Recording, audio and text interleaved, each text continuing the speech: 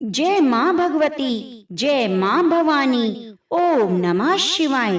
कहा जाता है जो भक्त दुर्गा अष्टमी को पूरी श्रद्धा और नियम से व्रत करता है, उसके जीवन से अचानक आने वाली बाधाएं, भय, दरिद्रता और वर्षों पुरानी कष्ट जड़ से समाप्त होने लगते हैं। लेकिन बहुत कम लोग जानते हैं कि यह अष्टमी गुप्त नवरात्रों के रूप में मनाई जाती है और यह बहुत अधिक फल देती है। यह सिर्फ पूजा नहीं है, यह माँ दुर्गा की कठोर परीक्षा है। आज की यह दुर्गा अष्टमी व्रत कथा उन सभी के लिए है जो हर उपाय करने के बाद भी जीवन में अटके हुए हैं, जिनके घर में कलह, रोग, धन की रुकावट है। इस कथा में आप जानेंगे कि कैसे एक भक्त ने भयंकर संकट के समय माँ दुर्गा को पुकारा और कैसे माघ मास की अष्टमी पर उसकी श्रद्धा की परीक्षा ली गई और कैसे माँ ने एक पल में उसका पूरा जीवन बदल दिया।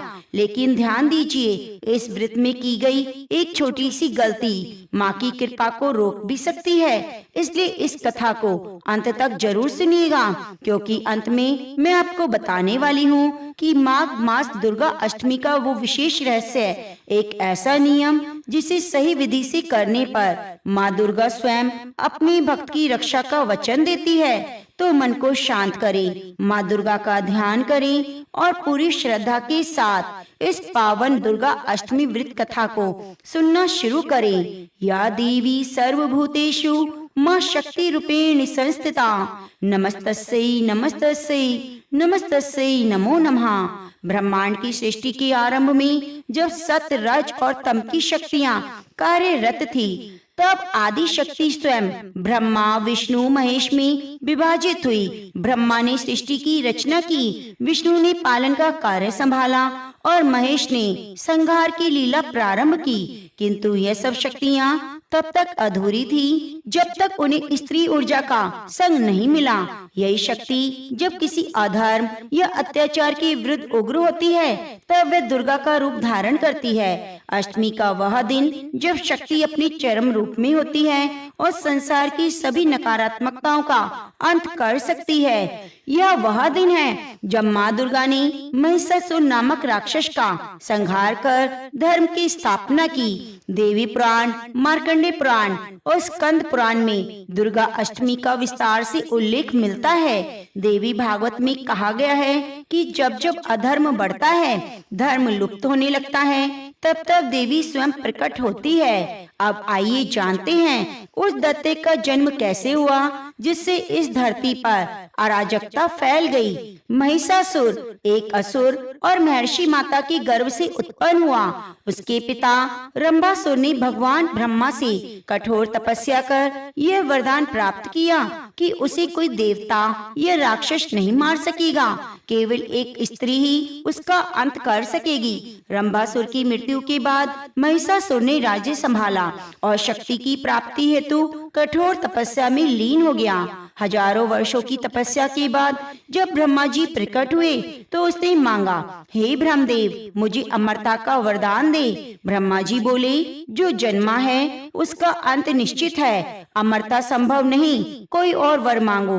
तब महिषासुर ने छल पूर्वक कहा, मुझे ऐसा वर दे, मुझे कोई देवता, दानव या राक्षस ना मार सके, केवल स्त्री ही मेरा अंत कर सके, वे भी तब जब वे युद्ध कर सके।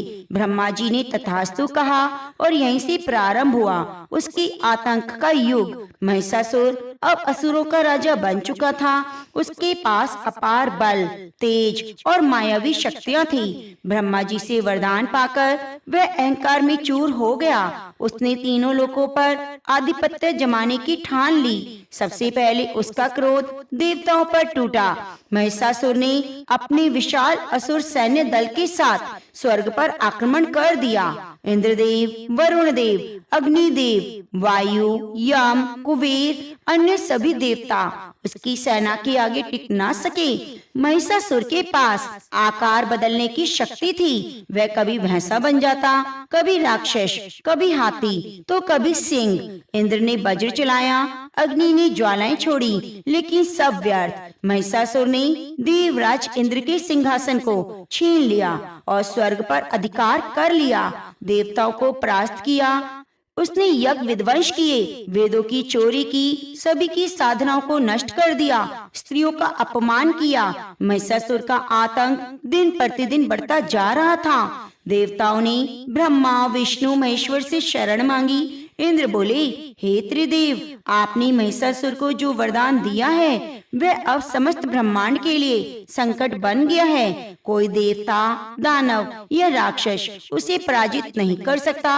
उसका अंत अब केवल एक स्त्री ही कर सकती है, वे भी अत्यंत शक्तिशाली और युद्ध कला में निपुण हो।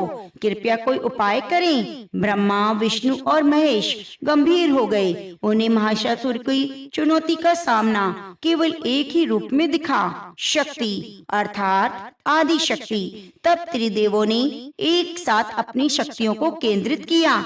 सभी देवताओं ने भी अपने तेज का अंश उस एक बिंदु में समर्पित कर दिया। उस तेज से जन्म हुआ एक दिव्य नारी शक्ति का, जिसे समस्त ब्रह्मांड आज माँ दुर्गा के रूप में जानता है। जब ब्रह्मा विष्णु महेश ने अपनी अपनी शक्तियों को एक कर बिंदु में समर्पित किया, तब वही तेज आकाश को चीरता हुआ प्रकाशित होने लगा। चारों दिशाओं में एक दिव्य प्रकाश फैला। सभी देवताओं ने भी अपनी अपनी शक्तियों का अंश उस तेज में समर्पित किया। उस दिव्य प्रकाश से जन्म हुआ माँ दुर्गा का, जिनका तेज सूर्य से सहस्त्रों गुना अधिक था। उनका रूप, सौंदर्य और शौर्य का अद्भुत संगम था। उनकी 18 भुजाएं थी, प्रत्येक हाथ में एक दिव्य आयु था। उनके चेहरे पर आभा चंद्रमा के समान शीतल थी। उनकी आंखें अग्नि के समान प्रज्वलित थी। चरणों में संसार की समस्त देवियां नतमस्तक थीं। उनके शस्त्रों में ब्रह्मा का कमंडल, विष्णु का चक्र, शिव का त्रिशूल, इंद्र का वज्र, यम का गदा, कुबेर का धनुष, वायु का खड्ग और अग्नि की ज्वाला थी। माँ दुर्गा को एक विशाल सिंह पर आरूढ़ किया गया। जैसे माँ ने सिंह पर बैठकर सिंहनाद किया, तीनों लोकों में गूंज उठी एक चेतावनी, हे महिषासुर, अब तेरे अंत का समय निकट है। देवताओं ने हाथ जोड़कर स्तुति की, या देवी सर्वभूतेषु माँ शक्ति रूपेण संस्थिता, नमस्तस्यै नमस्तस्यै नमस्तस्यै नमो नमः। उनकी स्तुति से प्रसन्न होकर माता रानी ने कहा, हे देवगण, आप चिंता मत करो, मैं स्वयं महिषासुर का वध करूंगी। धर्म की स्थापना और अधर्म के नाश के लिए ही मेरा यह रूप प्रकट हुआ है। आप सभी देवता हर्षित थे। उन्होंने देवी को नमस्कार किया, उनका आशीर्वाद लेकर लौट गए। स्वर्ग की सीमा पर देवी ने डेरा डाल दिया और महिषासुर को युद्ध के लिए ललकारा। जैसे ही माँ दुर्गा ने सिंह पर सवार होकर स्वर्ग की सीमा पर डेरा डाला, उनके तेज से आकाश कांप उठा। आकाशवाणी होने लगी, अधर्म का अंत निकट है, शक्ति का अवतार हो चुका है। जब महिषासुर को ज्ञात हुआ एक स्त्री युद्ध के लिए उसे ललकार रही है, तो वह पहले हंसा। उसकी मंत्री बोले, महाराज, वह तो एक स्त्री है, हम उसके सामने क्यों जाएं? आप अनुमति दें, हम उसे अभी पराजित करके ले आते हैं। महिषासुर ने अपनी विशाल सेना के प्रमुख असुर सेनापति चिकुर, चामर, दुर्मुख, रक्तबीज, महानु, अंधक, बाष्कल और कई मायावी राक्षसों को भेजा। देवी शांत थी, वे युद्ध की रेखा के पार खड़ी थी, पर जैसे असुरों ने उनकी सीमा पार की, देवी का रूप विकराल हो गया। आंखें ज्वाला के समान प्रज्वलित हो गईं। उन्होंने पहला अस्त्र चलाया, त्रिशूल। त्रिशूल से चिक्षुर का अंत हुआ, चक्र से चामर के 2 टुकड़े हो गए, गदा से अंधक की छाती फट गई, धनुष से निकला अग्निबाण वाष्कल को भस्म कर गया। सिंह गर्जा, उसने असुरों की सेना में हड़कंप मचा दिया। आकाश से देवता पुष्प वर्षा करने लगे। माँ का ध्वज स्वर्ग के ऊंचे गगन में लहराने लगा। यह कोई सामान्य युद्ध नहीं था, यह धर्म और अधर्म के बीच महासंग्राम था। जैसी असुर सेना के प्रमुख मारे गए, महिषासुर को क्रोध आ गया। उसने स्वयं युद्ध भूमि में आने की ठानी। उसने अपना रूप बदला। वे कभी भैंस, कभी सिंह, कभी मनुष्य और कभी हाथी बन रहा था। माँ दुर्गा अब मुस्कुरा रही थी। उन्हें ये संकल्प पूर्ण करना था, तो देवी ने कहा, हे महिषासुर, तेरा अंत निश्चित है। तू चाहे जितने भी रूप धारण कर ले, तू चाहे जितने भी रूप धारण कर ले, मेरी शक्ति तुझसे अधिक है। युद्ध का पहला दिन था। महिषासुर ने अपने 10,000 सैनिकों की सेना भेजी, जो जल थल आकाश से हमला कर सकती थी। माँ दुर्गा ने शिव के त्रिशूल से आकाश में शत्रुओं पर विमान गिराए, विष्णु के चक्र से धरती पर दौड़ते रथों को काट डाला और अग्नि के धनुष से अग्नि बाणों की वर्षा की। देवताओं ने ऊपर से देखा और जय जयकार की। जय माँ भगवती, जय माँ दुर्गा। दूसरा दिन असुर सेनापति दुर्मुख ने माया रची और माँ दुर्गा के सामने उनके ही जैसे 10 रूप बना दिए, जिन्हें भ्रम हो गया। माता मुस्कुराई। उन्होंने अपनी आंखों से तेज की अग्नि निकाली और माया रूपों को जला दिया। तीसरा दिन अब देवी ने अपना विकराल रूप लिया, काल रात्रि, जिसकी सांसों से पर्वत हिल जाए और चरणों की आहट से पृथ्वी डोल उठे। उस रूप से माँ हनु नामक राक्षस का अंत किया गया, जिसने अब तक 4 देवताओं को बंदी बनाया था। चौथा दिन माँ के सिंह ने युद्ध में भाग लिया। उस दिन सिंह ने 1000 असुरों को अकेले ही समाप्त कर दिया। देवी ने कमंडल से अमृत छिड़का, जिससे देवताओं की शक्तियां लौटी। उन्होंने भी असुरों का प्रतिरोध किया। 5वां और छठा दिन पंचमी को देवी कात्यायनी बनी, पूर्ण शुद्ध शक्ति। षष्ठी को स्कंद माता, रक्षण और पोषण का रूप। इन दिनों में उन्होंने एक एक करके महिषासुर की सभी सेनापतियों का संहार कर दिया। 7वां दिन माँ के सिंहनाद से आकाश गूंज उठा। यह काल चक्र की पुकार थी। देवताओं ने आकाश से शंख नाद किया। अब अधर्म के दिन समाप्त होने वाले थे। 8वां दिन अष्टमी का दिन माँ के माथे से एक तेज पुंज निकला। उससे जन्मी चामुंडा देवी, जिन्होंने असुरों की उपसेनाओं को समाप्त किया। देवी ने तलवार से एक ही बार में चंड और मुंड का सर काट दिया। 9वीं का दिन अब केवल एक युद्ध शेष था। महिषासुर और माता दुर्गा का आकाश शांत था, परंतु वातावरण में अदृश्य कंपन हो रहा था। माँ दुर्गा सिंह पर आरूढ़ थी। उनकी आंखों से ज्वाला निकल रही थी, हाथों में शस्त्र झिलमिला रहे थे। माँ ने कहा, आज धर्म और अधर्म के बीच निर्णायक युद्ध होगा। हे महिषासुर, सामने आओ। महिषासुर युद्ध भूमि से प्रकट हुआ। उसके विशाल शरीर पर कवच थे, आंखें लाल अंगारों की तरह। वह हंसा और बोला, हे नारी, तू क्या मुझसे युद्ध में हार सकेगी? तेरे जैसे असंख्य देवों को मैंने परास्त किया है। माँ दुर्गा शांत स्वर में बोली, तेरा विनाश तेरे अहंकार से होगा। तू नहीं जानता मैं कौन हूँ। महिषासुर ने युद्ध की शुरुआत की। पहले भैंसा बना और उग्रता से दौड़ा, फिर सिंह बनकर पंजों से हमला किया, फिर हाथी, जो देवी को सूंड में लपेटकर फेंकना चाहता था। माँ दुर्गा हर रूप का सामना करती रही। त्रिशूल से भैंसे पर प्रहार किया, चक्र से सिंह की गर्दन पर वार किया, गदा से हाथी रूप की सूंड तोड़ दी। महिषासुर ने फिर से अपना मूल रूप लिया, अर्ध मानव अर्ध भैंसा। माँ ने अपना विशाल रूप लिया। 10 दिशाएं गूंज उठी। उन्होंने सिंह पर चढ़कर महिषासुर की छाती में त्रिशूल घोंप दिया और एक ही क्षण में उसका अंत कर दिया। आकाशवाणी हुई, सत्य की जय हुई, शक्ति की विजय हुई। देवताओं ने आकाश से पुष्प वर्षा की। इंद्र, ब्रह्मा, विष्णु, शिव सभी माँ दुर्गा को प्रणाम कर उनसे कहने लगे, हे माँ, आपने सृष्टि की रक्षा की, हमें पुनः स्वर्ग दिलाया।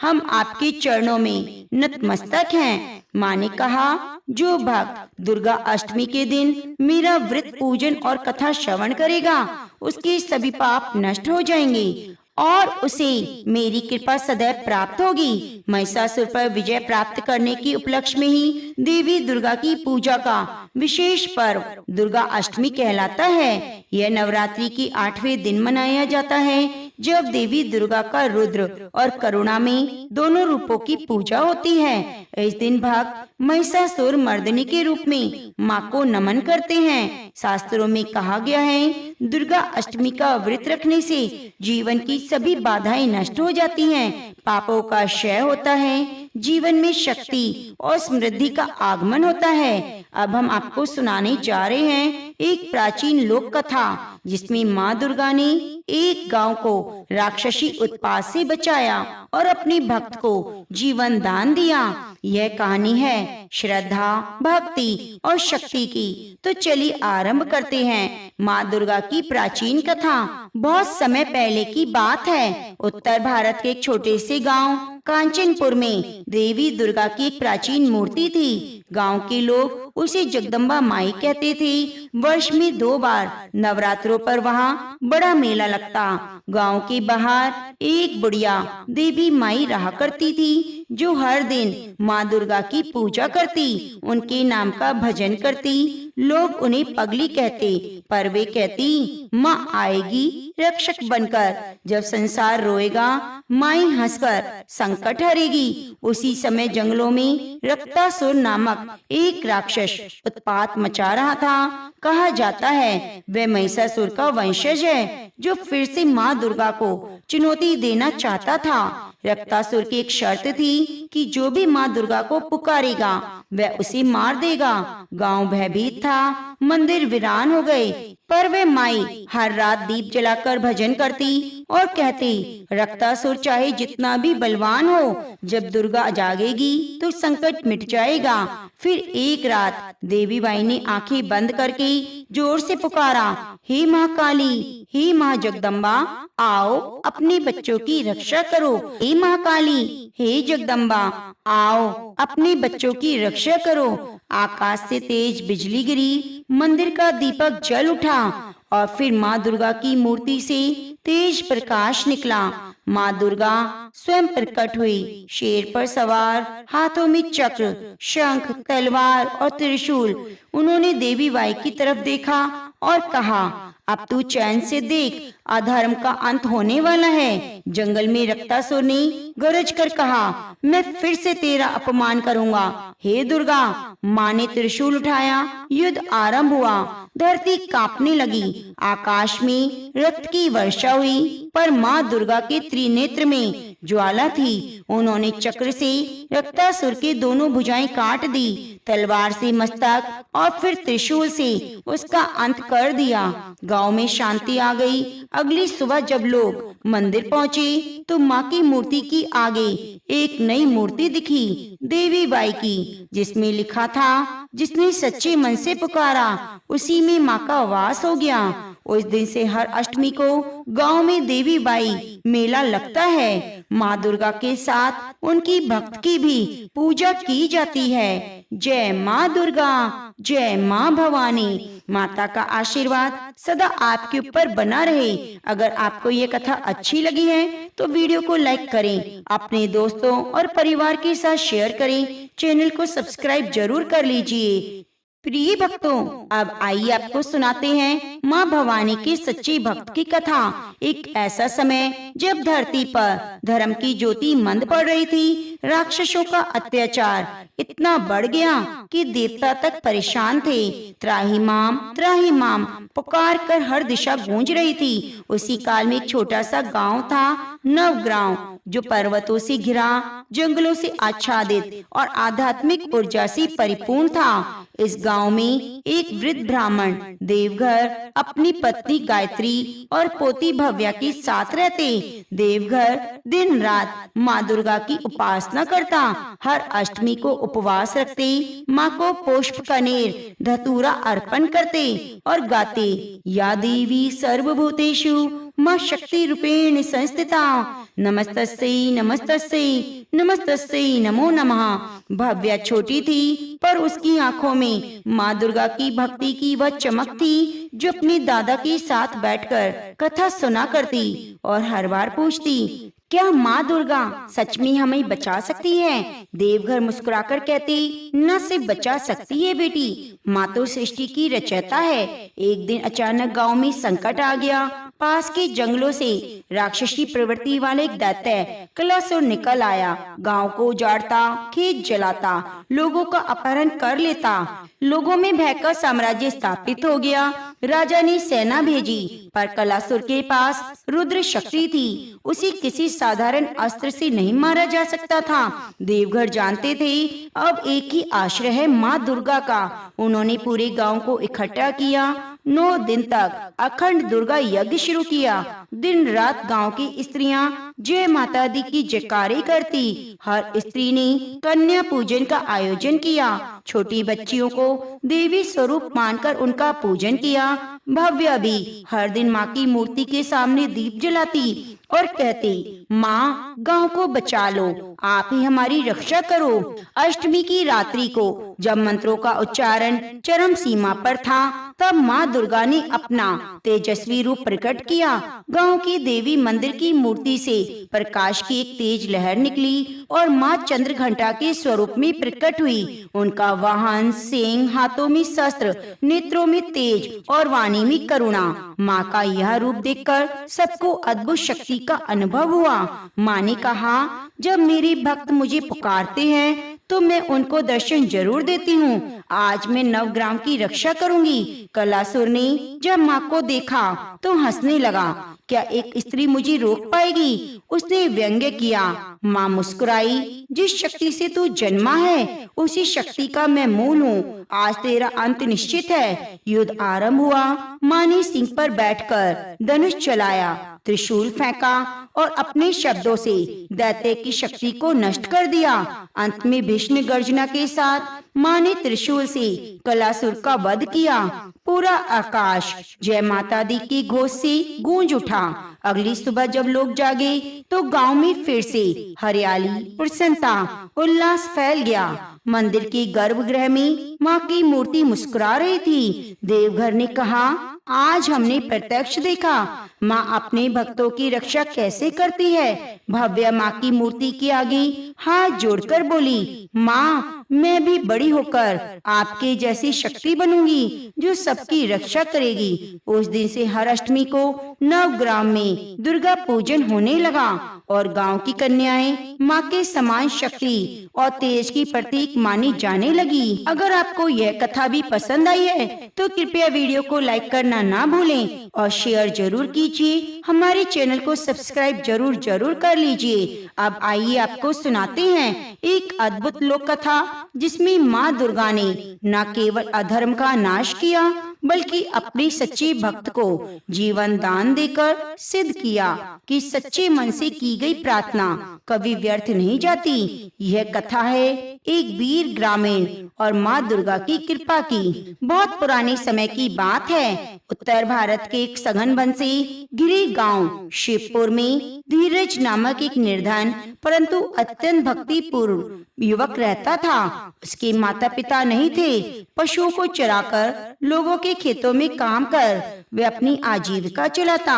धीरज का सबसे बड़ा सहारा था माँ दुर्गा, जिसे वे अपनी जननी माता मानता। धीरज प्रतिदिन नदी किनारे बने छोटे से दुर्गा मंदिर में जाकर माँ की पूजा करता। वहीं बैठकर घंटों भजन गाता और माँ से बातें करता जैसे कोई बेटा अपनी माँ से करता है। एक बार शिवपुर में भयंकर संकट आ गया। जंगलों से एक राक्षस उत्पन्न हुआ। उसका नाम था महिषासुर। वह आधा मानव आधा भैंसा, शक्तिशाली, क्रूर, अहंकारी। उसने कई गांव लूटे, किसानों की फसलें जला दी, लोगों को अपना दास बना लिया।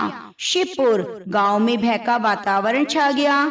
गांव के प्रमुख पुजारियों ने एकत्रित होकर देवी दुर्गा की आराधना की, पर किसी को आशा नहीं थी कि माँ स्वयं प्रकट होगी। इधर धीरज दिन रात माँ से विनती कर रहा था, हे माँ, हम तुझसे रक्षा की भीख नहीं मांगते, हम तो बस तुझसे तेरी कृपा दृष्टि मांगते हैं। उस रात धीरज को स्वप्न में माँ दुर्गा के दर्शन हुए। वे सिंह पर सवार थी, हाथों में विविध शस्त्र, नेत्रों में तेज, मुख पर करुणा। माँ ने कहा, धीरज तू मेरा सच्चा पुत्र है, तुझे ही महिषासुर का अंत करना होगा, मैं तेरे साथ हूँ। सुबह उठते ही धीरज को विश्वास हो गया। माँ ने उसकी पुकार सुन ली। गांव के लोग पहले तो उसका उपवास करने लगे, परंतु जब धीरज ने एक प्राचीन गुफा से दिव्य अस्त्र प्राप्त किया जिसे स्वयं माँ ने उसे दान किया था, तभी वह स्तब्ध रह गया। धीरज ने जंगल में जाकर महिषासुर को ललकारा। कई घंटों तक भीषण युद्ध हुआ। महिषासुर ने क्रोधित होकर अपना रूप बदला, कभी सिंह, कभी हाथी, कभी पर्वत, लेकिन हर बार धीरज में नई शक्ति उत्पन्न होती। जब महिषासुर ने विशालकाय भैंसे का रूप लिया तो धीरज को कुचलने के लिए दौड़ा। तभी आकाश में माँ दुर्गा का सिंह गूंजा। माँ ने दिव्य रूप में प्रकट होकर महिषासुर का वध कर दिया और धीरज को अपने आंचल में समेट लिया। गांव के लोग दौड़े।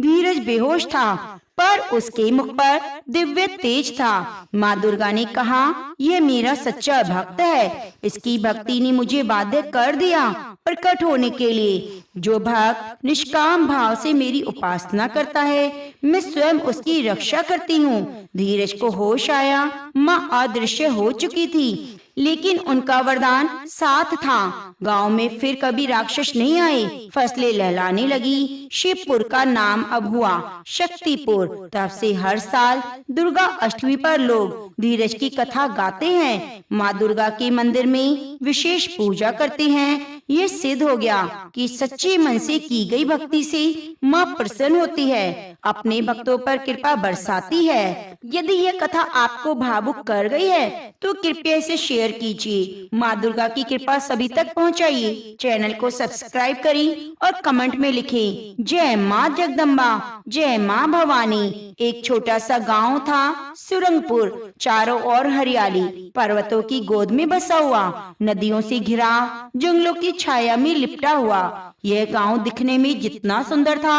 उतना ही दुखदाई भी था वहाँ के लोगों के लिए। सुरंगपुर में हर कोई न कोई पीड़ा में था। किसी के खेत सूख गए, किसी के बच्चे बचपन में मर जाते, कोई स्त्री बांझ होती तो किसी का पति असमय चला जाता। त्योहारों पर गांव में सन्नाटा छाया रहता, जैसे हंसी ने वहाँ आने से इनकार कर दिया हो। इस गांव में स्त्रियां रोज सुबह सूर्य को अर्घ देती, तुलसी में जल डालती, द्वार पर गोबर से चित्र बनाती, लेकिन उनके चेहरों पर कोई चमक नहीं थी। ऐसा लगता जैसे वे सब किसी अदृश्य भय से बंधी हैं। गांव की सबसे बुजुर्ग महिला धर्मवती दादी हमेशा कहती, यह धरती कभी देवी की गोद थी, लेकिन अब माँ दुर्गा हमसे रूठ गई हैं। कई बुजुर्गों ने तो गांव छोड़ दिया। कईयों ने अपनी बेटियों को ये कहते हुए पराया कर दिया कि मत आना सुरंगपुर, यहाँ देवी मौन है। इसी गांव में रहती थी रुक्मणी। उम्र करीब 28 वर्ष, रंग सांवला, आंखों में नमी, चेहरे पर स्थायी थकान।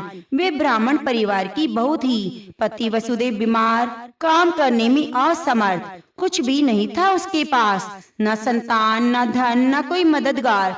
2 वक्त की रोटी के लिए रुक्मणी जंगल से लकड़ियां काट कर लाती, गांव में बेचती। रुक्मणी के लिए हर दिन एक युद्ध था, गरीबी से, बीमारी से और सबसे बड़ी बात अपने भाग्य से।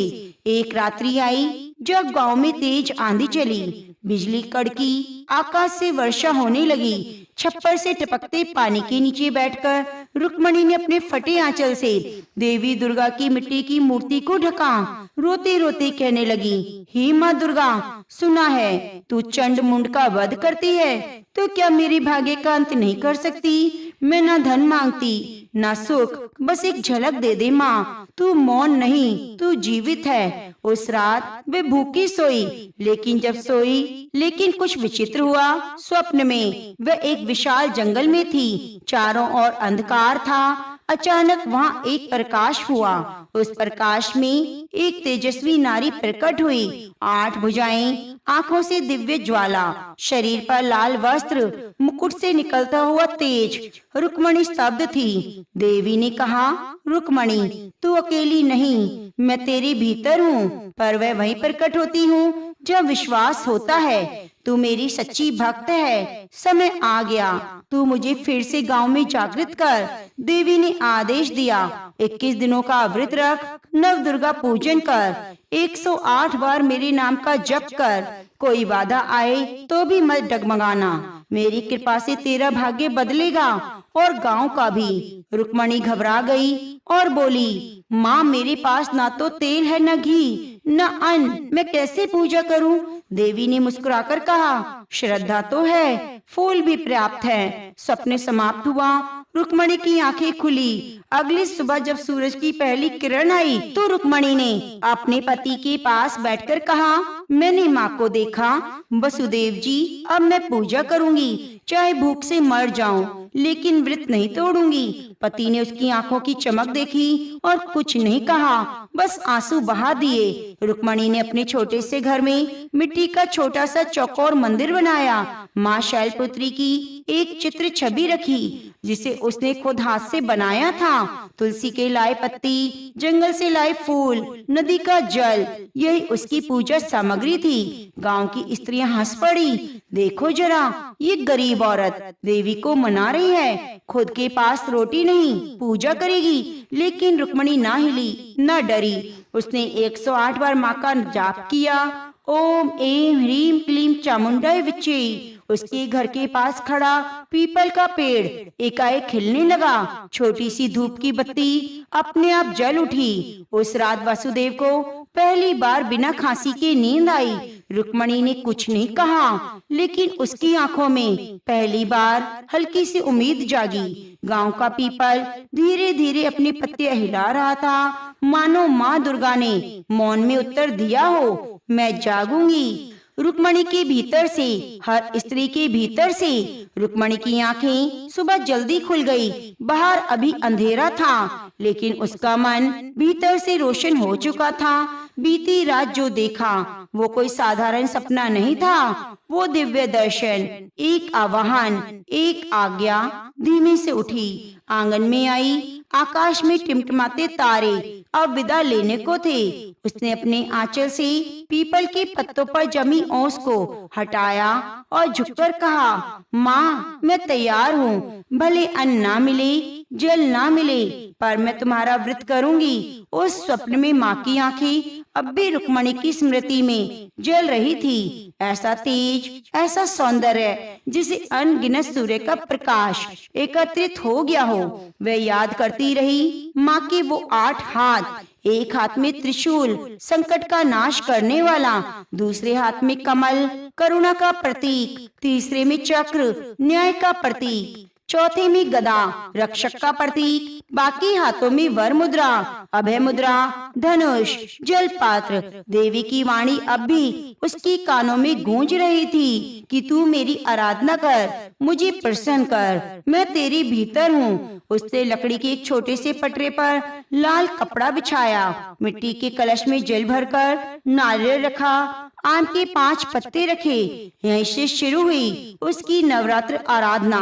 हर दिन रुक्मणी एक एक रूप की पूजा करती। शैलपुत्री, ब्रह्मचारिणी, चंद्रघंटा, कुष्मांडा, स्कंद माता, कात्यायनी, कालरात्रि, महागौरी और सिद्धिदात्री। जब गांव की स्त्रियों ने देखा रुक्मणी सुबह सुबह तुलसी के पत्ते, आंवले की डाली, नदी से लाया जल लेकर पूजा कर रही है, तो हंसी उड़ाने लगे।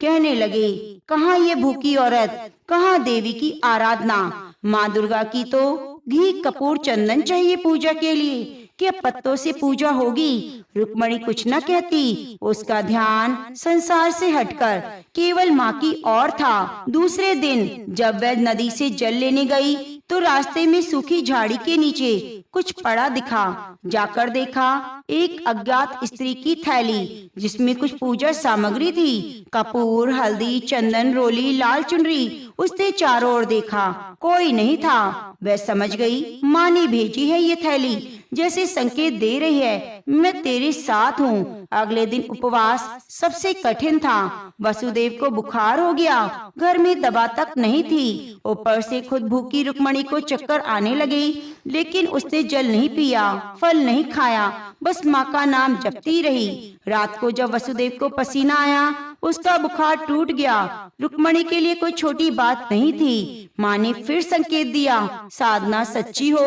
तो चमत्कार होता है। चौथे दिन दोपहर को एक वृद्धा आई, गठरी ला दी, बाल बिखरे, आंखों में गहराई, बोली, बिटिया सुन, माँ की पूजा कर रही है। रुक्मणी ने सर झुकाकर कहा, हाँ माई। वृद्धा ने मुस्कुराकर एक थाली आगे रखी, उसमें 5 बेलपत्र, थोड़ी मिश्री, एक मिट्टी का दीपक था। उसने कहा, माँ के लिए है, ले जा, 8वें दिन मुझे बुला लेना। शायद माँ फिर जागी। सुरंगपुर में किसी को नहीं पता था वह माई कौन थी। वो आई थी अकेली और चली भी गई बिना बताए।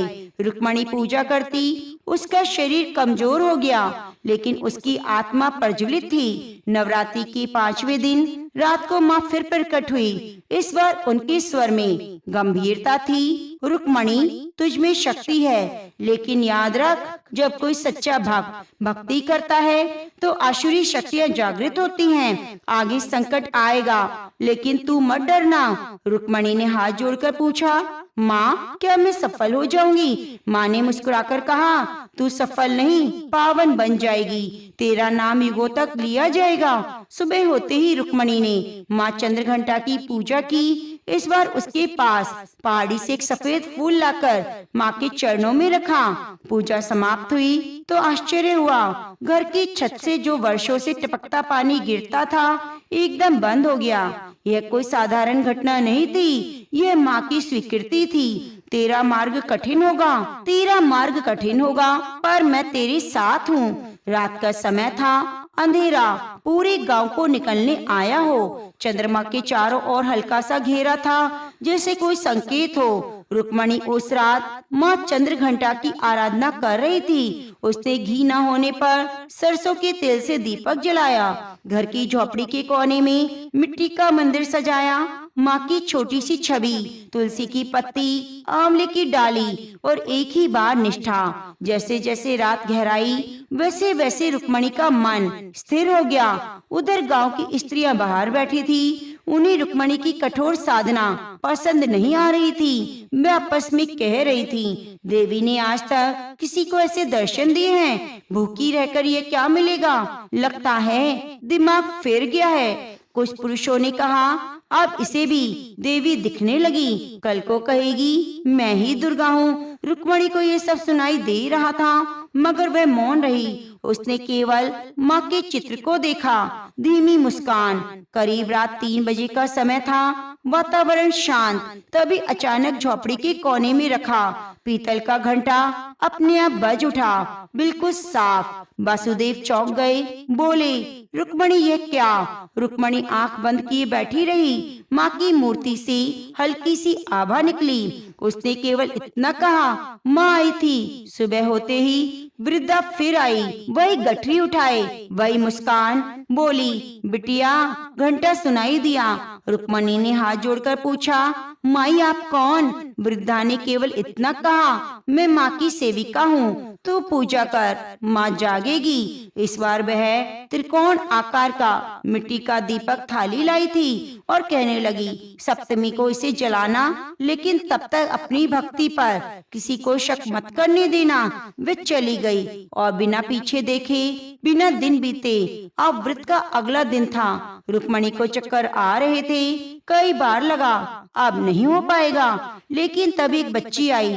बोली, माँ ने भेजा है, थोड़ा मिश्री ले लो, भूख मिट जाएगी। रुक्मणी ने देखा, हाथ में वही मिश्री थी जो कल बूढ़ी माई लाई थी। वे मुस्कुरा दी, कहने लगी, माँ तू देख रही है, तू साथ है। उस दिन गांव के किसान के घर की गाय जो 7 दिन से लापता थी, अचानक लौट आई। किसान बोला, जिस रास्ते से आई है रुक्मणी के घर की ओर से है। लोगों ने ध्यान दिया, रुक्मणी के घर के आसपास हवा ठंडी थी, तुलसी का पौधा लहरा रहा था। हर रात दीपक की लौ बिना बुझे चल रही थी। अब गांव के बाहर एक जंगल में अजीब खबर आई। एक तांत्रिक भैरवनाथ गांव की सेवा में दिखा। वे शक्तियों को चुनौती देने वाला साधक था, जो कहता, मुझे देवी दिखा दो, वरना पूजा ढोंग है। उसका नाम सुनते ही गांव के लोग डरने लगे। सोचने लगे, अगर वह रुक्मणी के विरोध में आ गया तो वह नारी क्या कर पाएगी। लेकिन रुक्मणी शांत रही। उसकी विश्वास की लौ बुझने वाली नहीं थी। 5वीं रात्रि को रुक्मणी ने स्कंद माता की पूजा की। झोपड़ी के भीतर रखी पूजा थाली में बिना माचिस के दीपक जल गया। दीपक की लौ से निकली गर्मी से वसुदेव को आराम मिला। उसकी पुरानी सांस की बीमारी धीमी पड़ गई। रुक्मणी की आंखें भर आई, कहने लगी, माँ सच में तू मौन नहीं, तू है। अब गांव 2 हिस्सों में बट गया, एक जो रुक्मणी को पागल समझता और जो दूसरा हिस्सा डरते डरते उसकी पूजा को चुपचाप देखता। कुछ स्त्रियां रुक्मणी से पूछने लगी, दीदी माँ को कैसे बुलाया आपने, कौन से मंत्र बोले, क्या हम भी ये पूजा करें? रुक्मणी अब भी नम्र स्वर में बोली, माँ को धन नहीं चाहिए, सच्चा मन चाहिए। एक रात जब रुक्मणी जाप कर रही थी, बूढ़ी माई फिर से आई। इस बार उनका चेहरा गंभीर था। उन्होंने कहा, बिटिया अब तो देवी के निकट पहुंच गई है, लेकिन याद रख, जैसे जैसे तू माँ के करीब जाएगी, अंधकार की शक्तियाँ भी सक्रिय होंगी। तू तैयार हो। रुक्मणी ने बिना डरे कहा, माई माँ साथ है, मुझे डर नहीं। सप्तमी की पूर्व संध्या पर सुरंगपुर के आकाश में रहस्यमयी रंग छा गया। एक और भक्ति की लुक लुक धीमे धीमे जल रही थी, एक और भक्ति की लौ धीरे धीरे जल रही थी। दूसरी ओर गांव वालों की आंखों में संशय अभी भी बाकी था। रुक्मणी ने चौथे दिन उपवास आरंभ किया। शरीर दुर्बल होता जा रहा था, लेकिन आत्मा में अग्नि की तरह कुछ तप रहा था। दृढ़ संकल्प। छोटी सी झोपड़ी में गांव के गोबर से लीपकर चबूतरा बनाया। माँ दुर्गा की छोटी सी मूर्ति विराजित की। वह जल से आचमन कर आंखें मूंद कर दुर्गा सप्तशती का पाठ आरंभ किया। धीरे धीरे उसकी जीवा पर संस्कृत के कठिन श्लोक सहज बनने लगे। वह भूल चुकी थी कि भूख क्या है, प्यास क्या है। अब केवल माँ में ही वह लीन हो गई। गांव की औरतें उसकी दशा को देखकर ठिठोली करती, कहती, अरे ब्राह्मणों का पाठ, इस नीच जात की औरत को क्या आता है, कहीं देवी नाराज ना हो जाए, ये अशुद्ध मुंह से नाम ले रही है। तो कुछ पुरुषों ने कहा, यह देवी को प्रसन्न करना इतना आसान नहीं होता, हम क्यों भूखे रहते हैं। परंतु रुक्मणी के लिए यह केवल पाठ नहीं था, यह उसकी आत्मा की पुकार थी। उसे हर रोज भोजन का आग्रह किया। कोई कहता थोड़ा दूध पी ले, कोई कहता फल खा ले, लेकिन वह एक ही बात कहती, मैंने माँ से वचन लिया है, जब तक नवमी पूरी नहीं होगी अन्न जल नहीं लूंगी। सप्तमी की सुबह चमत्कार हुआ।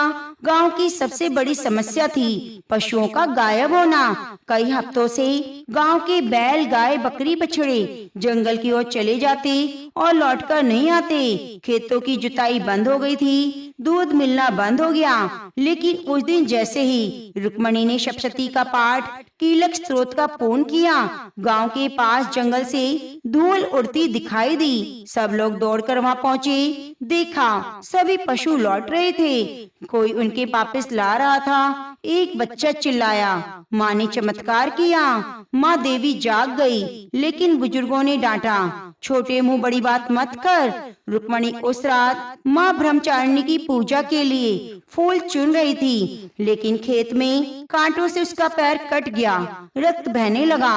वह लंगड़ाती हुई माँ की मूर्ति के पास आई, बोली, माँ तू तपस्या की देवी है, तूने भी पर्वतों पर कष्ट झेले, आज ये रक्त मेरी शक्ति का अर्घ है। उसने अपने रक्त से माँ के चरणों में तिलक लगाया। उसी रात जब वह ध्यान में लीन थी, माँ दुर्गा स्वप्न में आई। उसके रूप में तेजस्वी सौंदर्य और तप का सम्मेलन था। वे बोली, रुक्मणी तेरी तपस्या सच्ची है, ब्रह्मचारिणी रूप में मैं तेरे हृदय में प्रकट हो रही हूँ। तेरा ये रक्त अर्पण नहीं, शक्ति का बीज है। तेरी पीड़ा तेरी शक्ति बन जाएगी। माँ ने आशीर्वाद दिया, कल से तू दुर्गा सप्तशती का पाठ जहाँ करेगी वहाँ अग्नि स्वयं प्रकट होगी। सत्य की पुष्टि हेतु अगली सुबह जब रुक्मणी पाठ के लिए दीप जलाया तो दिया बुझा नहीं, उल्टे उससे एक नीली लौ उठी। माँ की मूर्ति के सामने वह खड़ी हो गई। सभी ने देखा दीपक बिना तेल बाती के जल रहा है। भीड़ जुटने लगी। एक वृद्धा बूढ़ी माई जो कभी मंदिर की पुजारिन रह चुकी थी आगे बढ़ी। रुक्मणी का हाथ थामते हुए बोली, यह कोई साधारण स्त्री नहीं है, इसकी देह में माँ बोल रही है। अब हर गांव की पुकार बन चुकी थी। गांव में पहली बार एक बदलाव की लहर उठी। कुछ लोग कल तक उपेक्षा कर रहे थे, आज रुक्मणी को फूल, जल, अक्षत अर्पित करने लगे। गांव में सरपंच ने आकर कहा, यदि देवी वास्तव में जाग चुकी है तो कल